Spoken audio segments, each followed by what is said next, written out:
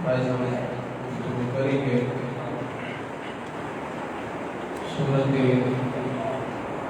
यूसुफ और सूरत तलाक़ के हवाले से।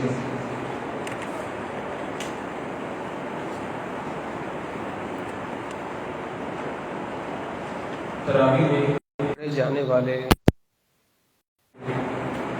आज हमारे 15 पारे ख़त्म हुए हैं।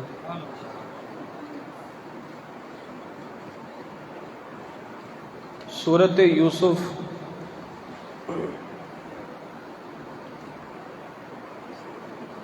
इसको यूसुफ कहने की वजह यह है कि इसमें हज़रत यूसुफ अला नबीना अलैहिस्सलाम का ज़िक्र है। वाक़या बहुत बड़ा है, आप मुख्तसर लफ्ज़ों में इसको यूँ समाअत कीजिए। हज़रत याकूब अलैहिस्सलाम के 11 बेटे थे और आपको सब बेटों में से प्यारा जो है वो हज़रत यूसुफ अलैहिस्सलाम थे। सबसे छोटे थे। हज़रत याकूब अलैहिस्सलाम की 2 बीवियां थीं, एक में से आपके 10 बेटे थे और एक में आपसे 2 बेटे थे। तो जो 2 बेटे थे उन्हीं में से एक हज़रत यूसुफ अलैहिस्सलाम भी थे। हज़रत यूसुफ के सगे भाई, उनका नाम बिन यामीन था। तो हज़रत यूसुफ हज़रत याकूब बिन से बड़ा प्यार करते थे और भाइयों से रहा नहीं गया। तो उन्होंने कहा हमारे वालिद की शफ़क़त सारी इधर चली गई है और हमारी तरफ है ही नहीं। तो भाइयों ने प्रोग्राम बनाया, इस तरह करते हैं कि किसी तरह हज़रत यूसुफ को हम अपने बाप हज़रत याकूब से दूर करते हैं। तो दूर किस तरह किया जाए, प्रोग्राम बनाया। किसने कहा कि इनको हम बेच देते हैं, किसने कहा हम इनको माअज़ल्लाह मार देते हैं, किसने क्या कहा। तो ये प्रोग्राम तय पाया कि हम इनको ले जाते हैं और जंगल में जाके किसी कुएं में डाल देंगे। ये बातचीत तय हो गई और भाई हज़रत याकूब के पास आए और फरमाया कि आप हमें इजाज़त दें, हम यूसुफ को ले जाएं, घुमाएं फिराएं, खिलाएं पिलाएं। तो आपने फरमाया कि मुझे खदशा है कि कहीं तुम इसको लेके जाओ और जंगल में छोड़ दो और जंगल के भेड़िए इसे आके तकलीफ़ नुकसान ना दें। अच्छा, हज़रत यूसुफ अलैहिस्सलाम आप छोटे थे, आपने ख्वाब देखा। ख्वाब क्या देखा कि 11 तारे, 1 सूरज और 1 चाँद मुझे सजदा कर रहे हैं। आपने इस ख्वाब की ताबीर अपने वालिद से पूछी तो फरमाया कि बेटा, अल्लाह ने तुम्हें नबूवत के लिए चुन लिया है और अल्लाह तुमसे बहुत बड़ा काम लेगा। तो जनाब यूसुफ अलैहिस्सलाम को जब लेके गए तो हस्ब प्रोग्राम उन्होंने हज़रत यूसुफ अलैहिस्सलाम को कुएं में डाल दिया और कुएं में डालने के बाद आपकी कमीज़ जो है वो उतार ली, उस पर मसनूई खून लगाया। मसनूई खून लगा के अपने बाप हज़रत याकूब के पास जब आए, रोते हुए कहा कि हमारे भाई को भेड़िया ले गया है, हम इस बात पर सच्चे हैं, आप हमारा यकीन नहीं करेंगे। तो हज़रत याकूब अलैहिस्सलाम रोने लग गए और फिर आपने फरमाया कि बड़ा कम बख़त वो भेड़िया था कि जिसने हज़रत यूसुफ को खाया और आपकी कमीज़ भी नहीं फटी। यानी ये झूठ कैसा है कि भेड़िए ने आपको खाया और आपकी कमीज़ पर कोई फटी नहीं है। तो आप समझ गए थे कि ये कोई इनकी चाल है। तो खैर, जब आपको कुएं में डाला और फिर वहाँ से एक काफ़िला गुजरा, काफ़िले वालों ने डोल डाला पानी के लिए, तो जनाब यूसुफ उस डोल में बैठ गए। काफ़िले वालों ने खींचा तो देखे हसीन और जमील खूबसूरत बच्चा है। और फिर काफ़िले वाले मिस्र में गए, मिस्र में जाके उसको बेच दिया हज़रत यूसुफ अलैहिस्सलाम को। और आपकी कीमत इतनी लगी कि अहले मिस्र के बड़े बड़े लोग सोना लेके आ गए आपको ख़रीदने के लिए। आपका मोल इतने आप खूबसूरत हसीन और जमील। तो अजीज़ मिस्र था, अजीज़ मिस्र बे औलाद था, उसने हज़रत यूसुफ को ख़रीदा। ख़रीदने के बाद घर ले गया, बेगम से कहा, ज़ुलेखा से, कि अल्लाह ने हमें बेटा नहीं दिया, ये बच्चा है, हमारा बेटा बनेगा, हमारे घर के काम काज करेगा। एक अरसा गुजरता रहा, फिर जनाब ज़ुलेखा और यूसुफ के कुछ मामलात हुए कि जनाब ज़ुलेखा ने यूसुफ अपनी तरफ बुलाना चाहा और आपने कहा कि नहीं, क़ालत हाई तलक, अल्लाह की पनाह, मैं ये काम नहीं करूँगा। फिर जनाब ज़ुलेखा ने आप पर इल्ज़ाम लगाया और फिर जनाब यूसुफ को पकड़ के जेल में डाला गया। और फिर मिस्र की औरतें आईं, जनाब यूसुफ के चेहरे को देखा और देखते देखते अपनी उंगलियां भी काट बैठी। आपका हुस्न इतना था। اور پھر آپ جیل کے اندر رہے، جب جیل میں عرصہ رہے تو آپ کے ساتھ 2 قیدی بھی تھے، جب ان کے چھوٹنے کا وقت آیا تو ان دونوں نے خواب دیکھا تھا اور آپ نے دونوں کو خواب کی تعبیر بتائی اور دونوں چھوٹ گئے، تو آپ نے فرمایا جب تمہارا بادشاہ کے پاس جانا ہو تو میرا بھی ذکر کرنا۔ تو وہ پھر دونوں چھوٹ کر بادشاہ کے پاس آئے۔ بادشاہ نے ایک دن خواب دیکھا، خواب کیا دیکھتا ہے کہ 7 سوکھی گائیں 7 دبلی گائوں کو کھا رہی ہیں۔ تو بادشاہ نے اس خواب کی تعبیر پوچھی تو کسی کو کچھ پتا نہیں تھا، تو وہ جو بندہ چھوٹ کے آیا تھا اس کو معلوم تھا کہ حضرت یوسف جو ہے وہ جیل میں میرا ساتھی تھا، وہ خواب کی تعبیر بتاتا تھا، تو اس نے بتایا کہ میرا ایک ساتھی، کہا اس کے پاس جاؤ، اس خواب کی تعبیر پوچھو، اس خواب کی تعبیر پوچھو۔ تو جب آپ نے اس خواب کی تعبیر بتائی، فرمایا کہ اس خواب کی تعبیر یہ ہے کہ 7 سال قید سالی رہے گی اور پھر 7 سال خشک سالی آ جائے گی۔ تو بادشاہ نے کہا کہ انہیں میرے پاس لے کے آؤ۔ تو آپ نے فرمایا کہ نہیں، میں ایسے نہیں آؤں گا، پہلے جو مجھ پر الزام لگا ہے اس الزام کو دور کیا جائے، اس الزام کو دور کیا جائے۔ تو عزیز مصر کی اور جناب زلیخا کو بلایا گیا اور پھر سب نے کہا کہ ہاں یوسف سچے ہیں اور ان سے یہ غلطی ہوئی ہے۔ تو گویا کہ آپ نے پہلے اپنے پر لگے داغ اہل دنیا کی جو نظروں میں تھے، ورنہ آپ معصوم تھے، نبی تھے، اور پھر بادشاہ کے دربار میں آ گئے اور پھر بادشاہ نے آپ کو وزیر خزانہ بنایا، ٹھیک ہے، اور پھر وزیر خزانہ جب بنایا تو پھر دور دراز لوگوں کے پاس قحط سالی ہو گئی، تو لوگ دور سے آتے تھے مصر میں کہ ہمارے ہاں اناج ختم ہو گیا تو آپ ہمیں اناج دیں۔ تو یوں کرتے کرتے جناب یعقوب علیہ السلام کے بیٹے جو تھے وہ بھی مصر میں آ گئے۔ جب مصر میں آئے اور عزیز مصر کے پاس جناب یوسف کے پاس آئے، کہا کہ ہم دور سے آئے ہیں، آپ ہمیں اناج دیجئے اور یہ پیسے ہیں۔ تو جناب یوسف علیہ السلام نے جب دیکھا تو آپ پہچان گئی، تو میرے بھائی ہیں 10 کے 10۔ تو آپ نے فرمایا کہ تمہارا کوئی اور بھائی بھی ہے؟ کہا ہمارا ایک اور بھائی بھی ہے۔ کہا اس کو بھی لے کے آنا، میں اس کو بھی حصہ دوں گا۔ تو وہ نہیں سمجھے اور پھر وہ بنیامین جو جناب یوسف کے سگے بھائی تھے ان کو بھی لے کے آ گئے۔ جب ان کو لے کے آ گئے تو یوسف علیہ السلام نے یہ کیا، اپنے غلام سے کہا، اپنے وزیر سے کہا ایسا کرو، ان کو جب سامان دے دیا تو ایک وہ جو ترازو تھا نا جس سے اناج تولا جاتا تھا، آپ نے فرمایا کہ یہ ترازو جو میرا سگا بھائی ہے نا بنیامین، اس کے سامان میں رکھ دو۔ جب رکھ دیا گیا تو پھر شور ہوا کہ بھائی بادشاہ کا ترازو چوری ہو گیا ہے۔ ان 10 بھائیوں کو بلایا گیا، 11 بھائیوں کو، کہا تمہارے پاس تو نہیں؟ کہا نہیں بالکل ہمارے پاس نہیں ہے۔ کہا اگر نکل آیا تو کہا جس کے پاس نکل آیا اس کو اپنے پاس رکھ لینا۔ تو جب تلاشی لی گئی تو ظاہر حضرت یوسف نے خود رکھوایا تھا، آپ کے سگے بھائی کے پاس وہ ترازو نکل آیا۔ آپ نے فرمایا اس کو چھوڑو تم جاؤ۔ کہا کہ نہیں، اس کا ہمارا والد اس سے بڑی محبت کرتا ہے، ہم 10 میں سے کسی کو رکھ لو، اس کو چھوڑ دو۔ کہا کہ نہیں، ترازو اسی کے پاس نکلا ہے، اس کو میں رکھ لوں گا، باقی تم جاؤ۔ اس لیے کہ وہ سگا بھائی تھا، جناب یوسف نے خود اس کو روکا تاکہ میرے ساتھ رہے اور میں پھر اس سے جناب یعقوب کے حال احوال پوچھوں۔ تو کہا کہ نہیں حضرت۔ اور پھر وہ 10 کے 10 بھائی جو ہے جناب بن یامین کو ڈانٹنے لگے کہ حضرت یہ چور ہے، اس کا بھائی بھی چور تھا، معاذ اللہ، یعنی تو یوسف کی وجہ سے ایسا کہا کہ اس کا بھائی بھی ایسے تھا۔ جب انہوں نے یہ بات کہی نا تو جناب یوسف علیہ السلام جلال میں آ گئے، فرمایا کہ تم جھوٹ بولتے ہو، تم جھوٹ بولتے ہو۔ تو فرمایا کہ تم جانتے ہو میں کون ہوں؟ کہا کون ہے؟ فرمایا کہ میں ہی یوسف ہوں، میں ہی یوسف ہوں۔ اب وہ 10 کے 10 بھائی آپ کے پاؤں پڑ گئے، معافی تلافی کرنے لگے اور رونے لگے، آپ ہمیں معاف کر دیجئے وغیرہ وغیرہ۔ تو آپ نے فرمایا کہ بتاؤ میرے والد کی کیا خبر ہے؟ جناب یعقوب وہ کیسے ہیں؟ کہا وہ آپ کی یاد میں رو رو کے ان کی آنکھوں کی بینائی کمزور ہو گئی۔ تو آپ نے فرمایا کہ اذهبوا بقمیصی، ایسا کرو یہ میری قمیص لے جاؤ، اذهبوا بقمیصی علی وجہ ابی یأتی بصیرا، یہ میری قمیص لے جاؤ اور میری قمیص کو میرے والد کی آنکھوں پہ ڈال دینا، اللہ ان کی بینائی کو واپس کر دے گا۔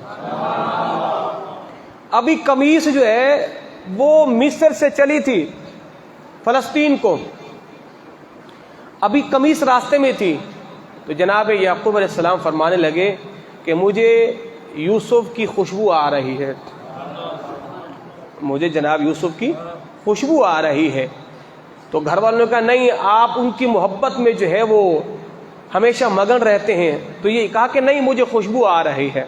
تو پھر کیا تھا کہ آپ کے بیٹے آپ کی قمیص لے کے آئے، اور جیسے آپ نے وہ قمیص اپنی آنکھوں پہ ڈالی تو آپ کی وہ جو بینائی چلی گئی تھی اللہ نے وہ بینائی آپ کو لوٹا دی۔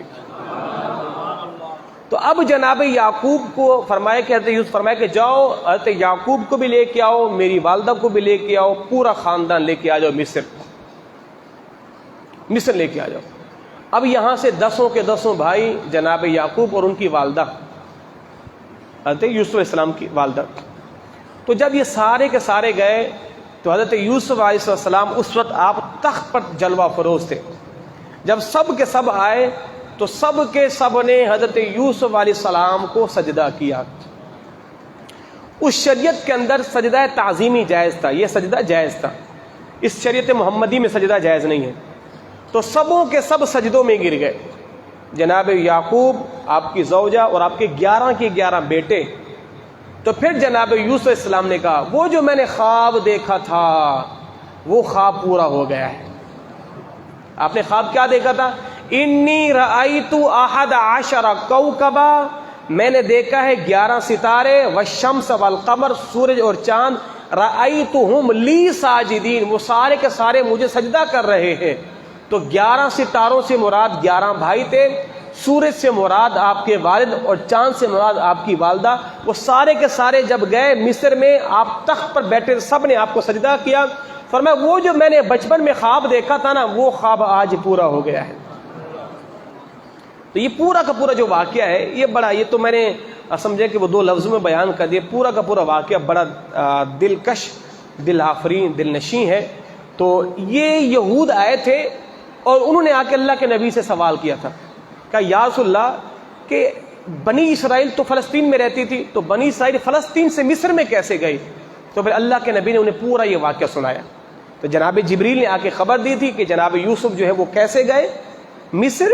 یہ پھر سارا کا سارا واقعہ جو ہے میرے مدنی آقا نے یہاں پر بتایا۔ ایک بات یہاں پر جو میں کرنے لگا ہوں، جناب مصر کے پاس سارے لوگ آتے تھے اناج لینے کے لیے، سب کے پاس قحط سالی تھی، پہلے آئے تو پیسے لائے، پیسے ختم ہو گئے، پھر دوبارہ آئے اپنے غلاموں کو بیچا، اناج لے گئے، پھر دوبارہ آئے اپنے جانوروں کو بیچا، اپنے زیورات کو بیچا، اناج لے گئے، جب دوبارہ آئے کچھ تھا بھی نہیں دینے کو اناج لینے، اناج کیسے لیتے؟ تو پھر انہوں نے اپنے آپ کو بیچ دیا، اپنے آپ کو جناب یوسف کے پاس بیچ دیا۔ تو پھر جو ہے اللہ نے اس قوم سے قحط سالی کو دور کیا۔ جانتے ہیں کیوں؟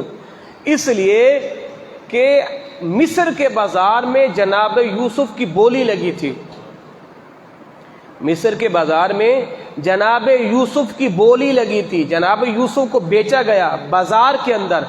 اللہ رب العزت اتنا غیور ہے، اتنا غیور ہے، رب اپنے نبیوں کے حوالے سے سب سے بڑا غیرت مند ہے۔ رب کی ذات نے، رب کی رحمت نے یہ گوارا نہ کیا کہ میرے نبی کو یوں بیچا جائے۔ تو پھر جب تک پورا کا پورا مصر کے قریب کے سارے لوگ سب کے سب جناب یوسف کے غلام بن گئے، اس وقت کوئی آزاد آدمی، مرد، عورت، بچہ ایسا نہیں بچتا تھا کہ جو جناب یوسف کا غلام نہ ہو۔ تو جو جناب یوسف کو خریدار بن کر چلے تھے وہ سب کے سب جناب یوسف کے غلام ہو گئے، سب کا مالک جناب یوسف تھے۔ تو جب تک سارا مصر جناب یوسف کا غلام نہیں بنانا، اللہ نے مصر سے قحط سالی کو دور نہیں کیا۔ تو اللہ اپنے نبیوں کے وجہ سے بڑا غیور ہے، بڑا غیرت مند ہے۔ تو پھر اللہ نے مصر سے جو ہے وہ قحط سالی کو دور کیا۔ پھر اس کے بعد ہم نے سورۃ رعد پڑھی، اور سورۃ رعد عربی زبان میں رعد کہتے ہیں بجلی کی چمک کو، فلک کی چمک کو۔ اور ایک روایت میں یہ آتا ہے کہ رعد ایک فرشتے کا نام ہے کہ جب وہ جو بادلوں کو چلاتا ہے، بادلوں کو کبھی شرق و غرب، شمال و جنوب، جو مختلف جگہوں پہ برساتا ہے، اس فرشتے کو جو ہے وہ رعد کہا جاتا ہے۔ پھر اس کے بعد ہم نے سورۃ ابراہیم کی تلاوت کی۔ ابراہیم اس لیے کہا جاتا ہے، تو ابراہیم علیہ السلام کا ذکر ہے کہ آپ فلسطین میں رہا کرتے تھے۔ اچھا، بنی اسرائیل سارے کے سارے فلسطین میں تھے، اور پھر فلسطین سے مصر کیسے گئے وہ آپ کو میں نے بتا دیا، جیسے جناب یوسف علیہ السلام گئے تھے۔ تو حضرت ابراہیم علیہ السلام فلسطین میں تھے، آپ پہلے بغداد، یہاں جب نمرود کا سارا معاملہ ہوا پھر آپ یہاں سے فلسطین گئے، اور پھر جب فلسطین گئے پھر فلسطین سے آپ پھر مکہ المکرمہ، اللہ نے فرمایا اے ابراہیم آپ اپنی زوجہ جناب ہاجرہ کو جاؤ اس بے سر و سامان وادی میں چھوڑ کے آ جاؤ۔ اب جناب ابراہیم علیہ السلام نے حضرت ہاجرہ کو لیا اور اپنے چھوٹے بچے ابراہیم حضرت اسماعیل کو لیا۔ مکہ یہ جو آب زمزم کا کنواں ہے جہاں صفا مروہ ہے، اس جگہ پر جناب ہاجرہ کو چھوڑ کے چلے گئے۔ یہاں پر کچھ بھی نہیں تھا، بالکل پہاڑ پہاڑ۔ اندازہ لگائیں جنہیں آج اللہ نے حج و عمرے کی توفیق بخشی ہے، آپ اگر مکے سے تھوڑا سا باہر نکلے نا حدود حرم سے، سارے پہاڑ پہاڑ ہیں، جہاں غار ہرا ہو یا چاہے غار ثور ہو، سارے دیکھیں پہاڑ پہاڑ ہیں۔ صفا مروہ سے آپ نیچے جائیں جنت المعلی کی طرف سارے پہاڑ پہاڑ ہیں۔ تب اندازہ لگائیں آج سے 15 صدیاں پہلے، بلکہ محمد آقا صلی اللہ علیہ وسلم سے تو 3000 سال پہلے، حضور کی ولادت سے 3000 سال پہلے کا زمانہ ہے ابراہیم علیہ السلام کا۔ تو اس وقت ہاجرہ کو وہیں پہ چھوڑا، ایک مشکیزے میں چند کھجوریں تھی، پانی تھا، اور آپ چلے گئے۔ تو جناب ہاجرہ نے کہا آپ ہمیں یہاں کیوں چھوڑ کے جا رہے ہیں؟ یہاں تو کوئی پرندہ تک نہیں ہے، آپ خاموشی سے جا رہے ہیں۔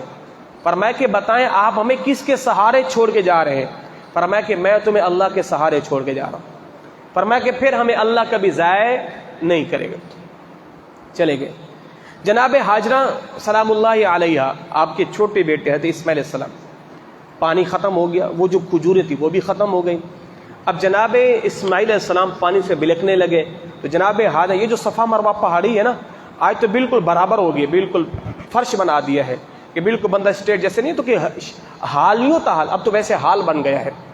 ورنہ صفا مروہ پہلے صفا ہے پھر مروہ ہے، یعنی نیچے سے ہو کے پھر مروہ پہ چڑھتے ہیں، پھر نیچے سے ہو کے صفا پہ چڑھتے ہیں، یوں پہاڑیاں تھی دونوں۔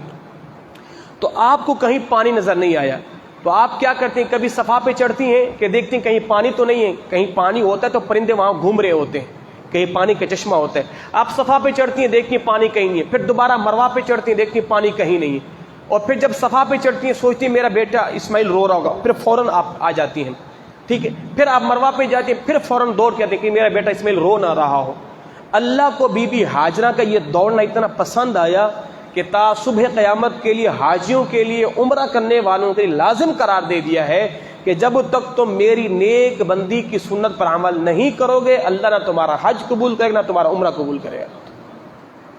تو جناب اسماعیل علیہ السلام آپ پیاس سے نا آپ نے اپنی ایڑیاں جو تین ایڑیاں وہ اس نوکیلی کنکریلی زمین پر جب ماری تو اللہ نے وہاں سے پانی کے چشمہ جاری فرما دیا، اور اسی کو آب زمزم کہا جاتا ہے۔ آپ کا معنی ہے پانی اور زمزم کا معنی ہے رک جا، ٹھہر جا، تھم جا، تھم جا۔ تو بی بی ہاجرہ آئی اور آپ نے کہا کہ زمزم زمزم، رک جا رک جا رک جا، تو اس لیے اس پانی کو کہتے ہیں آب زمزم، ٹھیک ہے جی۔ اور میرے مدنی آقا نے فرمایا اگر جناب ہاجرہ اس پانی کو زمزم یعنی رک جا نہ کہتی تو آج پوری زمین پر وہ پانی ہی پانی ہوتا۔ اس پانی کے اندر ایسی برکت ہے، صحابہ کرام علیہم رضوان کہ جب مکے میں رہا کرتے تھے، پھر مکے سے جب مدینہ آئے تو حضور کی بارگاہ میں عرض کی بندہ نواز ہم جب مکے میں تھے ہمارے پاس کچھ بھی کھانے کو نہیں تھا، بس ہمارے پاس آب زمزم ہوتا تھا اور یہ ہمارے پاس کھجور ہوتی تھی اور کچھ بھی نہیں ہوتا تھا کھانے کو۔ میرے مصطفیٰ نے فرمایا اگر تم کئی سال بھی آب زمزم پیتے رہتے نا اللہ تمہاری کفایت فرما دیتا۔ یعنی آب زمزم کے اندر اللہ نے وہ سمجھیں کہ وہ طاقت رکھی ہے، اس کے اندر غذائیت بھی ہے۔ پانی تو ویسے پیاس بجھاتا ہے مگر آب زمزم کے اندر غذائیت بھی ہے، آپ کو وہ غذا بھی مہیا کرتا ہے۔ اور امام شافعی فرماتے ہیں کہ جو بندہ آب زمزم جس نیت سے پیے گا نا اللہ اس کی وہ مراد پوری فرما دے گا۔ جب پہلا گھونٹ پیے نا جو نیت کر کے پیے اللہ آپ کی وہ حاجت پوری فرما دے گا۔ اچھا تو جب اللہ نے مجھے عمرے کی توفیق بخشی دی تو مجھے جو نا وہ جسم میں الرجی بہت رہا کرتی تھی، تو میں نے کہا کہ پروردگار اس کا میں نے علاج بھی خوب کروایا ہوا تھا، ٹیسٹ بھی خوب کروائے، کوئی کیا کہہ رہا ہے کوئی کیا، بہت پریشان ہو گیا تھا۔ تو جب میں گیا عمرے تو میں نے خوب آب زمزم پیا، اتنا پیا میں نے کہا مالک میں بار بار اس سے پیوں، یہ جو بیماری ہے سمجھ نہیں آ رہی کیا ہے، بہت پریشان کرتی ہے، تو اس کے صدقے دور فرما۔ یقین کریں بخدا واللہ باللہ تعالیٰ مجھے کم از کم 1.5 سال یا 2 سال جو ہے اس آب زمزم کی برکت سے پہ الرجی نہیں ہوئی، مجھے پہ الرجی نہیں ہوئی۔ تو جس کو جو مرض ہو نا آب زمزم خوب پئیں. اور جب ہم جاتے تھے تو بوتلیں لے گئے، حالانکہ وہاں پر جو ہے وہ آب زمزم کی بوتل نہیں بھرنے دیتے، آپ وہیں پی لیں یا پھر آپ کو باہر سے جو ہے وہ بوتلیں بھرنے کو ملتی ہیں. مگر ہم کیا ہے کہ وہ بوتلیں بھر بھر کے جاتے، وہیں ہوٹل پہ پیتے، پھر راستے میں پیتے، پھر آگے پھر وہاں پیتے. تو سبحان اللہ، آب زمزم کے اندر اللہ واللہ باللہ تاللہ بخدا بخدا بخدا اس جیسا پانی کائنات میں کہیں نہیں ہے. اس جیسا پانی نہیں ہے، اس جیسا ذائقہ کسی پانی کے اندر نہیں ہے. میرے مدنی آقا نے فرمایا یہ وہ پانی ہے کہ تا صبح قیامت کبھی ختم ہونے والا نہیں ہے. لوگوں نے بڑی جو ہے ریسرچ کی، یہ پانی کہاں سے رہا ہے، یہ ختم ہونے کا نام نہیں لیتا. یہ پانی جتنا بھی نکالا جائے یہ پانی اتنا بڑھ جاتا ہے. اللہ اکبر. تو جس نیت کے ساتھ اللہ آپ کو بھی حج و عمرے کی توفیق بخشے، اور جس کا جو مرض ہو، اگر کسی کے پاس آب زمزم ہو تو پانی منگوا کے کھڑے ہو کے اس نیت سے پئیں کہ پروردگار جو بھی مجھے مرض ہے اللہ یقیناً آپ کو مرض دور فرما دے گا. اللہ اکبر. پھر ہم نے 14 پارے میں سورۃ ہجر کی تلاوت کی. ہجر جو ہے وہ گھاٹی والوں کو کہا جاتا ہے، تو ہجر والے اللہ کے نافرمان تھے اس لیے ان کا ذکر ہے. اور پھر آخری سورۃ 14 پارے کے اندر سورۃ نحل، نحل جو ہے عربی زبان میں شہد کو کہا جاتا ہے. اللہ رب العزت یہاں ارشاد فرمائے کہ دیکھو وہ شہد جو ہے وہ پہاڑوں کے اندر اپنا چھتا بناتی ہے، وہ چھتا کے اندر وہ کیسا میٹھا شہد بناتی ہے. اور فرمایا کہ ہدن شفاء للناس، اس میں لوگوں کے لیے شفا رکھی ہے. میرے مدنی آقا کے پاس ایک شخص آیا، حضور مجھے جو ہے وہ پیٹ کا مرض ہے، مجھے موشن وغیرہ ہے، یا میرا پیٹ جو ہے صحیح نہیں ہے.